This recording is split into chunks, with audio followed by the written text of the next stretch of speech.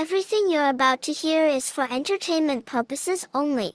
Listen, have some fun, but don't ever do, believe, or promote anything they say.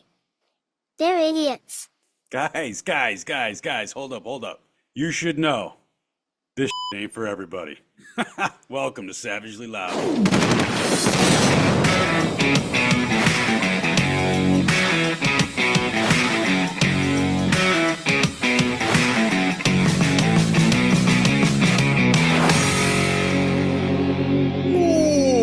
What's happening, people, guys? Welcome back to the show that understands the facts divided by feelings equals failure.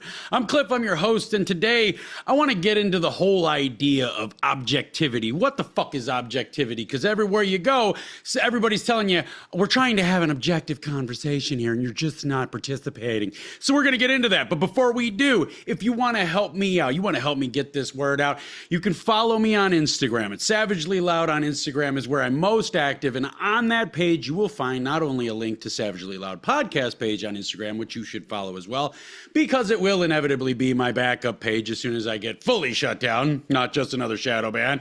But there's a link tree on there where you can find all my media sites, my Spotify's and the Apple iTunes and all that stuff. So check that out. You can also follow me on Facebook, X, and Rumble at Savagely Loud, and YouTube at Savagely Loud Podcast.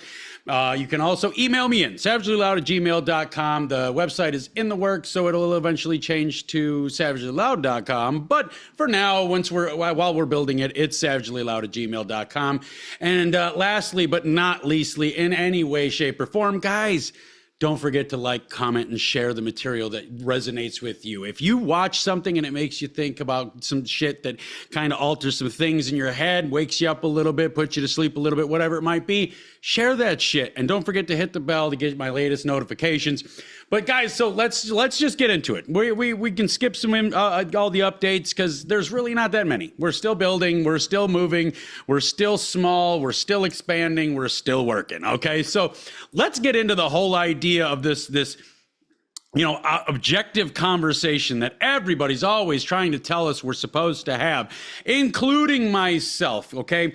I tell people all the time that it's impossible for people to have an objective conversation. I have had hundreds of thousands, at least, of conversations in my life about the most icky, sticky, in the weeds shit. And very, very, very, very seldomly do I ever run across somebody that's capable of being even remotely fully objective, okay? Because most people don't understand what objective means. Most people think that when you try to get into these conversations, most people think these objective conversations are objective as long as they have guidelines. They're objective, but they have parameters, okay? So before we go any further, let me just put out there right now, I'm not necessarily arguing for or against any of this shit. I'm simply bringing up the idea that we can't have an objective conversation, and I'm using today's analytics, today's big topics to illustrate these, okay? So if we're talking objective conversation and we start talking pedophiles, what happens? The immediate reaction on all people, and myself included, I'm no saint here. The immediate reaction of all people is fuck those people. Bury them under the prison, run them over with a fucking steamroller, hang them, do whatever the fuck you got to do, but they're not humans, okay? But the reality of this is that we don't want to admit is that if we're going to have a truly objective conversation, we have to remove all of our biases. And for most people, that is an effort of impossibility. That is an insurmountable task that cannot be tackled by most people because most people don't even understand that they carry the biases they carry. Most people don't understand that within their entire life, the time span of their life, they have been programmed into believing things so deeply that they no longer understand that was a thought at one time. They no longer understand that can still be regarded as an opinion. It's been ingrained into them, so it's just part of their core nature. And the problem with this is is so many different peoples around the world have different core natures. So many different peoples across the world within those different cultures have different cultures. If we look at America here for just a second, I mean, look at the amount of cultures that we have in America. Like, objectively speaking, and we're not talking about good, bad, or otherwise. We are talking about strictly the number of different cultures that we have here in America. The number of different cultures, established cultures, is probably in the hundreds. I mean, we're talking, and we're talking of groups of people in the hundreds of different cultures, okay? When you have an objective conversation about a realistic topic, that realistic topic is going to be part of one of these cultures, at least one of these cultures. If you're talking about pedophilia, there is going to be at least one of these cultures that doesn't see it as that bad. There's going to be at least one of these cultures that not only sees it as not that bad, but maybe another culture, maybe they don't see it as not that bad. Maybe they see it as godlike. Maybe they see pedophilia as something that raises you to the heavens and you have to do it. I'm not saying that this is a good thing. We're talking objectively, right? We're putting our biases away for this one. Well, in the conversation that is to be had between these cultures of people about pedophilia, how do you think that is going to go when you have one person that has the extreme bias that pedophiles are not human, and you have another person that has the extreme bias that pedophiles are godlike? How do you think that's going to go? Because neither one of those people are willing or maybe even capable of putting away their indoctrination. That person that thinks that fucking kids is a good thing to do can't put that away long enough to see why some other people might think it's a bad thing to do.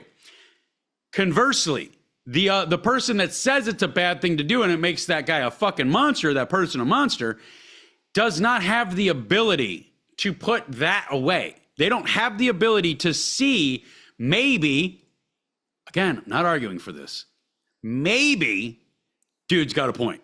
Maybe something in the fucking teachings, in the indoctrination of that pedophile guy from another culture makes sense. He doesn't have the ability to see any of it that might make sense. Me personally, I believe every fucking pedophile on earth should be, I think they should be delivered to a warehouse somewhere, and me and some boys have a lot of fun. But that's just what I think. But if I was to be in that conversation, I'll give you this. It's not very likely that I would be able to have a conversation with a Pakistani kid fucker that would allow me to put my bias away for not liking pedophiles long enough to understand that he may have a point. He doesn't, but he may. And I'll never see it because I'm not willing to put that bias away. I can't allow myself to see any level of humanity in fucking little kids. So we're just not going to have a truly objective conversation. The best that we could hope to have in that scenario, the best type of conversation we could ever hope to have, would be a conversation where I let his culture be his culture away from my culture, and I don't go hunt him down. That's the best compromise we could reach because we can't have a truly objective conversation. And a lot of the reason behind not people's inability to have an objective conversation is a lot of things. Every single person out here, above and beyond all, has been taught what since inception. It's like since they were born. Every single last one of us motherfuckers out here has been taught that we're unique, right? We're an individual. We're special. We're a fucking cute little snowflake, and there's not another one just like us. We need to have that individuality. We need to have that uniqueness, and we need to flaunt it. Well, in the process of flaunting all of this uniqueness across the fucking nation, across the world, we lose sight of some things. We lose sight of the fact that our life isn't the only life that is getting lived on this planet. We lose sight of our moral compass, so to say, not being the only moral compass that exists on the fucking planet. So as we're marching through life in our indoctrination zone, in our comfortable bubble of ideologies, we're missing all of these conversations because we're not willing to have it. And well, we're not willing to have some of them, but others we just don't have an ability to have. So when you hear somebody telling you that you need to have all these objective conversations, I would have you think of, just for a moment, assess yourself, like bring yourself down to a level where you are looking at you from a 30,000 foot view. Let's say you are a therapist for the police department and you're just analyzing you with no bias. Like, you, not like, well, I'm me, so no, I don't do that. I don't do that. I kind of do a little bit, but I don't really do. No, you do that. So admit that you do that. Learn how to analyze things with no bias. And one of the best ways to do this is by analyzing yourself. Look at yourself in the fucking mirror and tell you everything that's wrong with you. Tell you everything that you believe you have very well hidden. Tell you that it's not hidden very well, and see how you react. See how honest you're even willing to be you're even willing to be with yourself. If you're not fully willing to be honest with yourself, you're not fully willing or capable of being completely honest with anybody else. And if you can't be completely honest with anybody else, you can't have an objective conversation. If we're going to fix anything in this world, it's going to take some objective conversations. Now, who decides what the truth is? Because, right, in order to have an objective conversation, you've got to have an objective conversation on the platform, on the basis that there is some sort of backbone of truth to reality that you can get to. You can both talk your way through the fucking weeds, weave your way, and then finally arrive at this pillar of truth. Now, whether you agree with it or adopt it into your life or adapt to it as a life itself, that's a whole nother story. But there has to be some sort of truth. So now we've got to figure out who makes the truth. A lot of people don't like this one either, especially when they're analyzing themselves. They don't like the idea that the truth is just the truth. You don't get to say, well, that's not the truth, if it is objectively happening. If it's objectively taking place. Like, if you look at the fucking nature of your life and you can say, hey, these are the 7 characteristics that I exhibit every day that may be leading me down a different path that I could be going down. If I changed these 2 things, these 3 things, I could be going down a whole different trajectory in life. If you get to the point where you can analyze like that, you might have a fucking shot at fixing some shit across this planet, because you're 1 in a million. And trust me, guys, when you're talking objective conversations, this shit gets nasty. It really gets nasty, because the objective conversations always have to take place regarding the nastiest shit. It always has to take place regarding religion, regarding race, regarding crime statistics, regarding, border to border relations, country to country relations. It takes the fucking nastiest shit on earth to have the conversation about in order to fix that shit. And maybe, just maybe, we might be able to prevent it from happening. But we can't have conversations because everybody out here is so fucking married to an ideology. Now, that ideology may not be one static ideology. That ideology might be dynamic as fuck. That ideology might involve a little bit of this and a sprinkling of that and a pull from over here, a tip from over there. It might involve all of this shit. It might be a living, breathing, moving, fucking evolving, changing ideology at all times, but they are fucking married to it nonetheless. We are married to our ideologies nonetheless, which is what stops us from having objective conversations.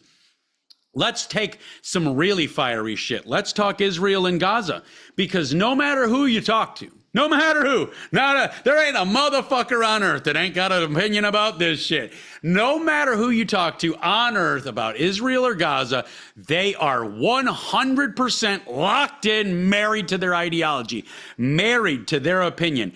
Do you believe that? Nope. Do you believe? Nope. Do you? Nope. You can't even get your fucking question out because everybody's already, they start on the defense and shift quickly to the offense as soon as you validate what they thought you were going to ask them. If they thought you were going to ask them something that kind of pushed on their side a little bit, once they validate that is actually happening, it's fucking game on. They're coming at you. This is why we can't have an objective conversation, because we can't get somebody that is 100% pro-Palestine and anti-Israel to sit at a table with somebody that is the very flip of that, the reverse of that. 100% Israel can do no wrong and fuck Palestine. You can't get these guys at a table and ask them a question like, okay, if you were to say, honestly, both of you, can there be happiness in Palestine as long as Israel exists? If you ask that, the pro-Palestine guy, he's going off. He's going to give you all the 1,000 fucking reasons that Israel has to be fucking wiped off the map for Palestine to flourish. Likewise, if you reworded it, because words are important, if you reworded it and said, do you believe that it is a fact that the people of Israel cannot be happy as long as the people of Palestine or the Palestinians exist? You'd get the pro-Israel guy just blowing your fucking brains out about why fucking Palestine has to get wiped off the map. Because these two individuals don't have the fucking power. They don't have the mental fucking fortitude to put all of that shit away and just look at historical fact. Let's go back to 1948 and trace the actions that have happened since then. It doesn't seem like anybody ever wants to do that. You don't want to look at it and say, well, given historical evidence, it would appear, based on just what I see, it would appear that Palestine cannot be fucking happy as long as Israel exists. And on the flip side, not but and on the flip side, it would also kind of appear that Israel cannot be happy as long as Palestine exists. And what does that do to the conversation? If you're truly objective, it leads you to start looking for solutions, not rhetoric. Not fuck you, fuck that, fuck this, fuck them, none of that shit. It starts leading you to solution lane, all right? It starts leading you down that fucking avenue that is going to produce some sort of outcome in your brain that is of a positive nature. And by doing that, and because you did that, your brain's naturally going to trace all the different footsteps that it's going to take to get to that outcome. Until we can have these objective conversations, nothing's ever going to get fixed. If you think anything is ever going to be fixed between Israel and Gaza, you're out of your fucking mind. If you think anything is ever going to be fixed between North Korea and Western culture, Western civilizations, Europe, UK, all of this, you're out of your fucking mind. Because nobody has the ability to have an objective conversation. You can't see the world leaders sit down with Kim Jong-un because he will not do it first and foremost. But you won't see them sit down and be like, hey, guy, we want to try to like your people. I mean, let me level with you. Like, we want to try to like your people. We want to try to invite your people into the world. We want to show your people some love. But it kind of feels like you don't love your people. It kind of feels like you're keeping them prisoner in your country so that they can't feel any of this love coming from the rest of the world. So maybe you want to explain that. We can't get that conversation to happen. That would be an objective conversation, but we can't get it to happen because in Kim Jong-un's fucking mind, in Little Rocket Man's mind, his country is his people, his country, but to him, it's his property. To everybody else, they're his slaves. And that's a very, very different thing. When somebody looks at something like that, that's my property. It's not a big thing. When other people see that property as a slave, that becomes a very big thing. And that's how the rest of the world views North Korea. But it's never going to fucking end. The North Korean people want it too. I fucking guarantee you. The North Korean people, from all of my research, are not like the Muslims, right? The Muslims can't wait to just beg and beg and beg and beg to be locked up in a fucking lifelong prison of religious fucking sacrifice. They fucking can't wait. But the North Koreans, they kind of want to have TV. Yeah, they kind of want to have the internet. They kind of want to have porn. They kind of want to like live it up a little bit, you know? They don't want to just go to, grocery stores where they have their little tickets where they hand in, but there's no food, so they got to go eat grass in a parking lot. Like, it's, they don't want that. So but we'll never get them out of it because we can't have objective conversations. Same thing with white and black. If you think white people and black people are ever going to get along, like seriously, if you truly think that on a broad scale, white people and black people are ever going to get along, you're out of your fucking mind. And it's because we can't have an objective conversation. It's because we can't get white people and black people at the same fucking table and put away our skin colors for a second. We can't have the conversation of, I see that you have this hatred for the white people, and you say that it's because we had slaves. Do you know that the very first illegal slave owner in America was black, and he owned over 100 slaves that he bought from other black people, that everybody bought their slaves from, the black people in Africa? As soon as that topic comes up, the black side of that table is now, you're a fucking racist, you fucking bigot, you just came here to fucking spit in my face and tell me all these lies. You could provide 1,000 documents that prove it, and they won't fucking have it because they're married to their skin color. Likewise, the black people could come over and say some shit like, hey, look at what you did to the fucking Native Americans. You fucking came over here with your fucking guns and your dirty blankets and all this other shit. And the white people at that table, I fucking promise you, would be like, well, it wasn't just like that. It wasn't all the way like that. Well, it kind of, it was. Like, we have to admit that it was, but we can't. Because we're all fucking married to our skin color, because of tribalism, because of culturalism, because of difference. Because you know what? As people, black people are people, white people are people, yellow people are people, rainbow people are people. We all are attracted to our own tribe. We're all attracted and captivated by the people that look like we do, talk like we do, act like we do.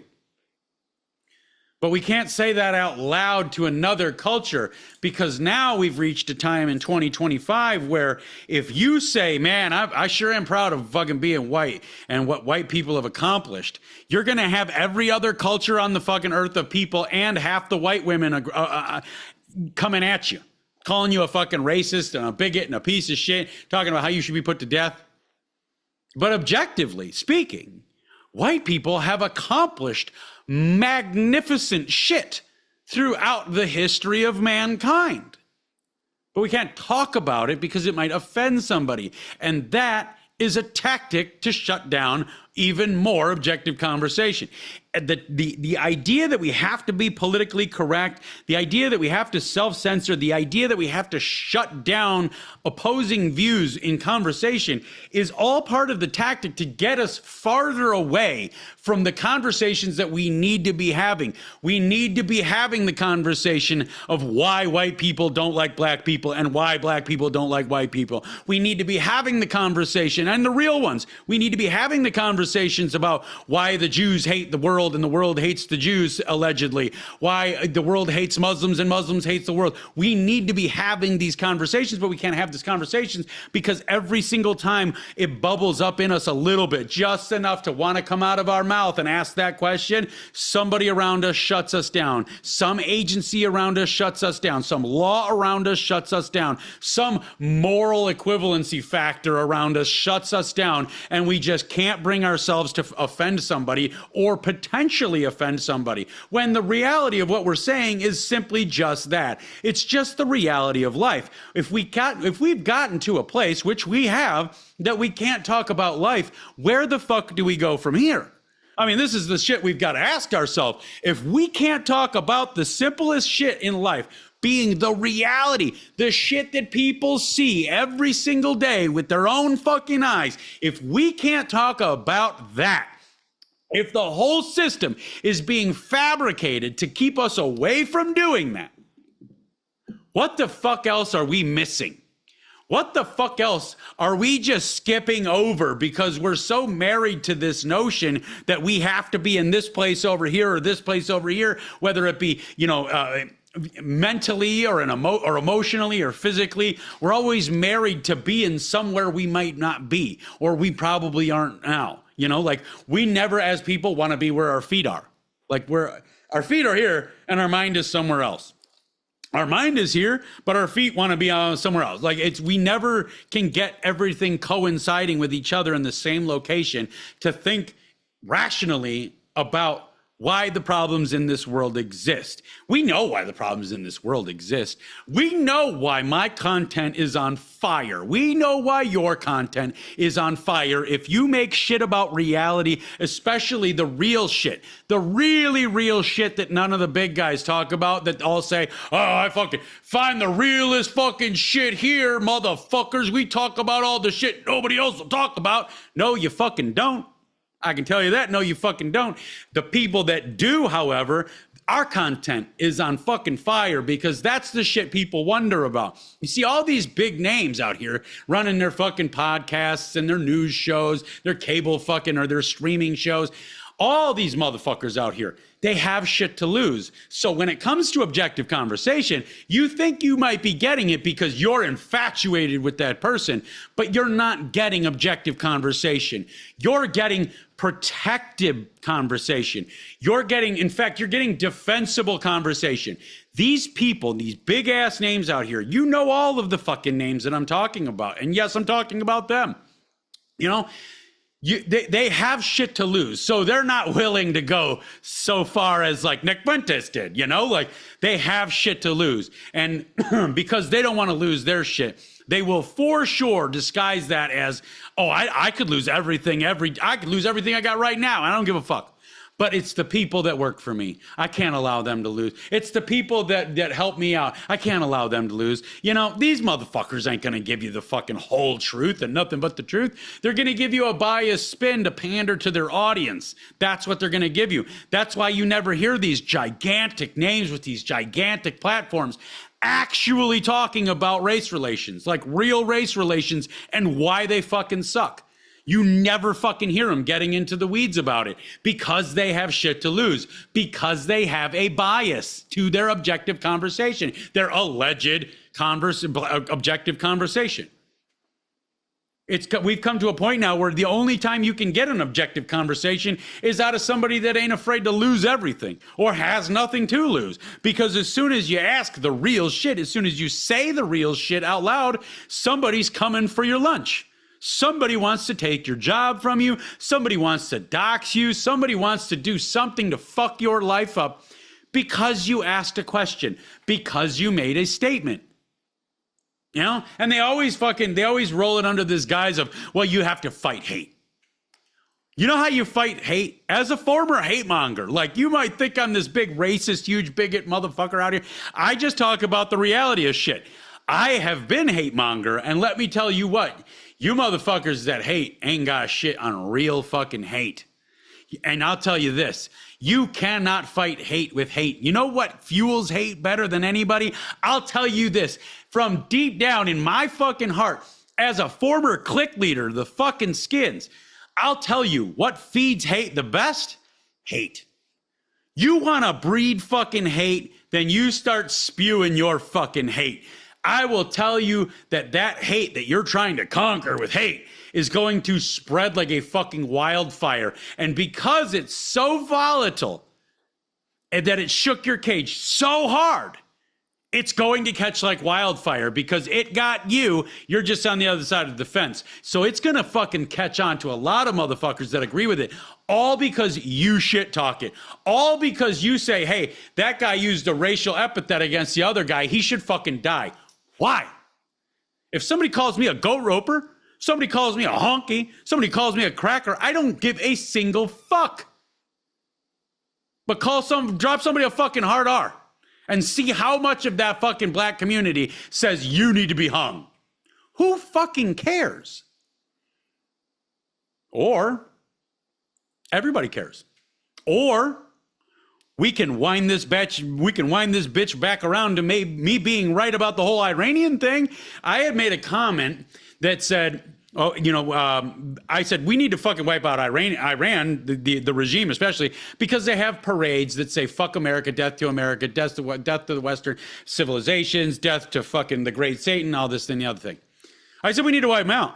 And fucking a couple of fucking, actually bigger name, I'm not going to fucking name drop because I'm not like that. But a couple of bigger names, I got in a conversation with him, and one guy said, he's like, so what? Like, so what? They're talking. They're out there having their parades. Fuck America. What does it affect you? Well, it's the rhetoric. That rhetoric catches fire. It's real easy in an echo chamber to get people to believe exactly what you believe. And if you believe that I should be killed and all of my people should be killed, then maybe we should talk about that rhetoric. Maybe we should wipe that fucking rhetoric out. But I got hung. I got fucking like strung up publicly and just battered because I said that. Oh, it doesn't matter. They're just having their fucking day. Let them believe what they want to believe. It's not gonna, nothing's going to come of it, blah, blah, blah, blah, blah. Well, how come then that same fucking thing works in America against black and white? How come you use that exact opposite argument with fucking black people when they say, oh, well, we need to stomp out white race, or it's not white racism, it's just racism because white people are the only people that can be racist. We need to stomp out racism because somebody dropped a hard R. Okay, let's stomp out racism. How do you do that? Well, we need to stomp out white people because white people are the only fucking racists. If we kill all the white people, there will be no racism. Do you realize what the fuck you just said? You just said we should fucking wipe out an entire race of people. Specific race of people. Giving you a second to catch up. So that we can end racism. You see this shit, how this works out? And people will defend it, though. People will defend it because half the white women out there and every other culture on earth will say, yeah, but if white people keep saying that they hate black people, they're going to start talking about why. And then that's going to make other white people hate black people. And we can't have this hate spreading. So what you're saying is it's totally cool for hate to spread across the brown communities, the black communities, the yellow communities, the blue communities, the rainbow communities, the purple communities, the green communities, but not the white community. Better stomp out racism as fast as you can. It's so difficult to wrap my head around people and their fucking stupid takes on shit. And you know why they have such stupid takes on shit? Because they've never had a truly objective conversation in their fucking life. A black man has never fucking sat down, and I mean, you're the stereotypical. Let's take stereotypical black man. Pants around the tip of his dick with his ass hanging out, looking like a fucking piece of shit that you wouldn't want in your neighborhood to save a fucking life. Just let him die. Keep him out of my neighborhood. That. And also, on the other side, let's take that stereotypical white guy. The fucking wife beater with the pizza stain and the yellow sweat stains all over it. The fucking drool and half the vomit from last night's bender all over it. The guy that fucking slaps his wife. Yeah, the whole stereotypical thing. Let's take the extreme stereotype from each side. Those motherfuckers, if they could sit down and tell each other why they hated each other or what was wrong with the other one, and that's why everybody looks down on them. Could you imagine? Can you imagine how much the world would fucking change? How could you? I mean, like, just sit there for a second. Just take a second and just think about how drastically, how unrecognizable this world would be and how quickly if people could just have a truly objective conversation. If I could sit down with a fucking woman, a Muslim woman, and ask her why she subjects herself to that kind of torture, and then enlighten her as to all the ways it doesn't have to be that way. And she could, in turn, be accepting to what I was saying and actually think about how that might pertain to her life and make her life and her quality of living better. And then potentially adapt what I've told her into her own life and make some changes. If that could happen, the world would change drastically. On the flip side, if we could have that same conversation and people like me, because I'm very hard in my fucking, I'm on a typical basis, I'm very hard in my fucking ways. Like, I've thought this shit through. I look at every damn angle and I just can't see a good angle in certain things. But that being said, if me and that woman could have that conversation and I could allow myself mentally to get to a place where I could understand where she believes what she's doing is righteous and noble, and she's willing to put herself through that and find little aspects of happiness within it, the world would again change very, very drastically. So I'm not necessarily saying that Islam is a good thing. I would never say that ever in my life. I would never say Islam is a good thing. But if I was able, let me take the fucking vulnerable thing here. If I was able to have a truly objective conversation about Islam, I might at least very minimal chance of likelihood, though, I could at least maybe see some kind of validity in why these people do this. I see why the men do it. The men rule the fucking earth when they're Muslims. They can fuck kids, they can fuck goats, they can fuck women, they can treat women like shit, they can stone gay people, like they run the world. I get why men do it. It's the women that I have all the questions about why they do it. So again, it would all come back down to an objective conversation, but we can't have it because we all have these biases. And a lot of us, most of us, in fact, don't have the ability to put certain biases away to have those objective conversations. Guys, get the fuck out there. Get the fuck out there and have a really fucking objective conversation with yourself first, okay? Analyze yourself. Ask yourself if you're doing everything right. Ask yourself if you're feeling the right way about everything. Ask yourself if you're conducting yourself in a manner that's worthy of being proud of. Have that conversation with you. And then, once you get to a level of understanding with yourself, head out into the world. Have an objective conversation. You're going to have to find somebody you fucking disagree with vehemently in order for this to work. But practice having the conversation. Practice having those objective conversations. Practice getting out of your own biases and then teaching other people how to get out of theirs. Okay? If you do this, if we all do this, the world will fucking change for the better. Okay?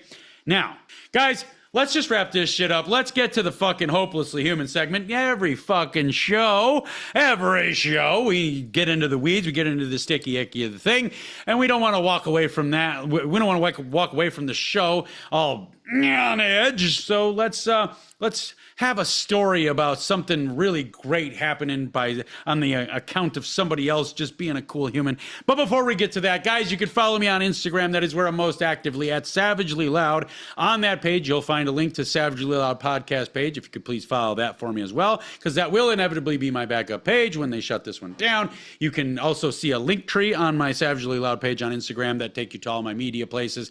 You can follow me on Facebook, X, and Rumble at Savagely Loud, and YouTube at Savagely Loud Podcast. I'm getting all like fucking cottonmouthed here from talking so much. But you can follow me on YouTube, Savagely Loud Podcast. Please like, subscribe, share, comment, and engage with my content. Help me get into the algorithm better. Help me get our shit, get this our truth out there. It is our truth. It really is. It's not my truth. It's your truth. It's my truth. It's the truth. It's the objective reality of what needs to be done. And the objective reality of what needs to be done is I just need you to share the shit, guys. I need you to engage with it. I need you to review it. I need you to rate it on Spotify and iTunes. I need you to do all that stuff for me, but we can get to that later. For now, let's get back to Hopelessly Human. It starts a little bit like... People can be really rough. They can be quite tough. They can get in the way, but at the end of the day, some aren't only stupid, some are hopelessly human. And that really is the truth. Some aren't only stupid, some are hopelessly human. Like this person here. This story is entitled Kindness in the Rain. Sarah, a young woman in her mid-20s, was walking home from work on a gloomy, rainy evening. As she hurried along the sidewalk trying to stay dry under her umbrella, she noticed a homeless man seeking shelter in a doorway. Drenched and shivering, the man seemed to be in his 50s with a worn, tired face that told the story of hardship and struggle. Without a second thought, Sarah approached the man and offered her umbrella. Surprised by her gesture, the man hesitated initially, but Sarah insisted, saying, "Please take it. You need it more than I do." Grateful, the man accepted the umbrella and introduced himself as Michael. Sensing that he could use a warm meal and company, Sarah invited him to join her at a nearby cafe. Sarah brought them hot coffee cups and hearty sandwiches, and they sat down. Throughout their meal, Michael shared his story with Sarah. He once had been a successful businessman, but a series of misfortunes, including a job loss and a divorce, had left him homeless and alone. As Sarah listened to his tale, her heart filled with compassion and desire to help. In the following days, Sarah stayed in touch with Michael, bringing him meals and warm clothes. She also used her connections to help him find temporary shelter and job opportunities. Michael, touched by Sarah's kindness and support, regained his confidence and purpose. Weeks turned into months, and Michael worked hard to rebuild his life. With Sarah's encouragement and the opportunities she had helped provide, he could secure a stable job and eventually a small apartment of his own. Michael never forgot Sarah's kindness and promised to pay it forward whenever he could. This story is awesome because it revolved around an objective conversation that man was able to have and that woman was able to hear. A lot of times when we get into these objective conversations about truth and reality, it's just as hard to say as it is to hear. So remember that as you move forward.